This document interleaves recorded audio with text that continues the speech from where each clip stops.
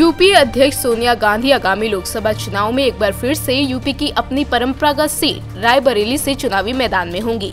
हालांकि इस ऐलान से कई लोगों को हैरानी भी हुई है। ऐसा इसलिए क्योंकि माना जा रहा था कि वो 2019 में चुनावी मैदान में नहीं उतरेंगी और राजनीति से संन्यास ले लेंगी, लेकिन लगता है कि उन्होंने अपना प्लान बदल दिया है। ऐसे में सवाल ये है कि किस मजबूरी के चलते राजनीति नहीं छोड़ पाई सोनिया गांधी। आखिर सोनिया के सियासत से संन्यास नहीं लेने की वजह क्या है?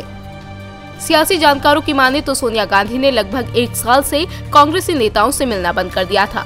कोई मिलने के लिए कहता भी था तो वो मना कर देती थी और राहुल से बात करने को कहती थी।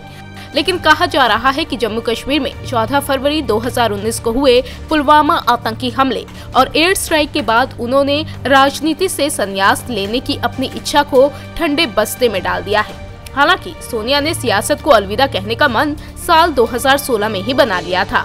वो तब 70 साल की हो गई थी, लेकिन पार्टी के दबाव और हालात के चलते वो ऐसा नहीं कर पाई। उधर सोनिया के इस फैसले को लेकर सियासी मायने निकाले जाने लगे हैं। जानकारों की माने तो अभी भी सोनिया की सियासी समझ और गैर एनडीए पार्टियों को साधने की ताकत राहुल और प्रियंका की तुलना में कहीं ज्यादा है। ऐसे में वो 2019 के बाद किंग मेकर की भूमिका में नजर आ सकती हैं। दरअसल शुरुआत में कयास लगाए जा रहे थे कि सोनिया 2019 लोकसभा चुनाव नहीं लड़ेंगी, लेकिन मुख्य विपक्षी दल के साथ समस्या ये है कि उसके पास बड़े चेहरे की कमी है। साथ ही कांग्रेस आम आदमी को खुद से जोड़ने में भी लंबे समय से नाकामयाब रही है, जो कि गांधी परिवार के लिए राजनीति छोड़ना मुश्किल रहा है। ऐसे में माना जा रहा है कि सोनिया इस चुनाव में अहम किरदार निभा सकती हैं।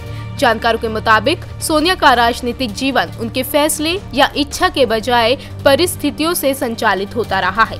वो नहीं चाहती थी कि राजीव गांधी राजनीति में आए, मगर इंदिरा गांधी की मौत के बाद उन्हें राजनीति में आना पड़ा।